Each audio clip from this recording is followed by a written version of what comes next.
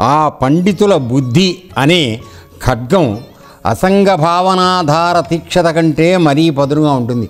అంటే వాడి యొక్క బుద్ధి ఎంత నిశితంగా ఉంటుంది అంటే ఒక పదునైన కత్తి కన్నా కూడా చాలా పదునుగా ఉంటుంది. అంటే అత్యంత సూక్ష్మతరంగా ఉంటుంది.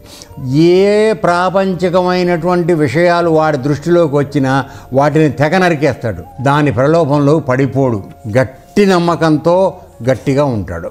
వారి బుద్ధి బలంతో అన్ని సంశయ సందేహాలను తేటతల్లం చేసి వేస్తారు. ఎవరైనా సరే ఈ సాధనలో కానీ ఇతరత్ర ప్రపంచంలో కానీ ఎవరైనా ఏ విధమైనటువంటి సందేహాలు లేవనెత్తినా కూడా అతనికి ఉన్నటువంటి అత్యంత పదునైనటువంటి సూక్ష్మమైనటువంటి బుద్ధి బలంతో అందరి సందేహాలు తేటతల్లం చేస్తారు. అతను ఎవరికి కూడా సందేహం అనేది లేకుండా అతను చెప్పగలుగుతాడు అన్ని విషయాలు. స్వాప్నిక జగత్తు నుండి మేలుకొన్నవారు స్వాప్నిక భేద భ్రమల నుండి దూరమై స్వస్థత చెందినట్లుగా జ్ఞానులు లౌకిక భ్రమలను భస్మం చేసుకుని దివ్య జీవనం గడుపుతూ ఉంటారు. స్వప్నం వచ్చిందనగా కళ. ఆ కళ వచ్చినప్పుడు కళలో ఎన్నో రకాల ఆ జగత్తంతా వేరే తిరుగుతూ ఉంటాం మన సూక్ష్మ శరీరంతో. అయినప్పుడు అక్కడ అనుభవించినవన్నీ కూడా సుఖం కానీ దుఃఖం కానీ ఏదన్నా కానీ భయం కానీ ఆనందం కానీ అవన్నీ కూడా స్వప్నం నుంచి ఒకసారి బయటకు వచ్చేసిన తర్వాత అవేమీ లేవు. కాబట్టి తన నిజస్థితి ఏదైతే ఉందో దానిలో ఉండిపోతాడు. స్వప్నం నుంచి బయటకు వచ్చాక స్వప్నంలో అనుభవించిన అనుభవాలు ఏమీ ఉండవు. అలాగే జ్ఞానులు లౌకిక భ్రమలు, ప్రపంచంలో ఉన్నటువంటి భ్రమల పట్ల స్వప్నంలో ఉన్నప్పుడు బయటకు వచ్చాక ఏ విధంగా ఉంటాడో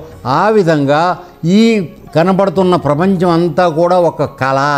కాబట్టి కళలోంచి బయటకు వచ్చిన వాడు ఎలా నార్మల్గా ఉంటాడో ఈ జ్ఞాని అయిన వాడు తను నివసిస్తున్నటువంటి ఈ ప్రపంచంలో కనబడుతున్నటువంటి భ్రమలన్నిటి పట్ల కూడా ఇది స్వప్నం అనేటువంటి దృష్టితో తన జాగ్రత్తలో తను ఉంటాడు తప్ప ఆ స్వప్నం వెనక పరిగెత్తికెళ్ళిపోయే పరిస్థితి అతనికి ఉండదు. వారి ప్రాణ ఇంద్రియ మనో బుద్ధి చేష్టలు సమస్తం సంకల్పరహితంగా పనిచేస్తూ ఉంటాయి. అనగా ఇప్పుడు మనందరికీ కూడా మన ప్రాణములు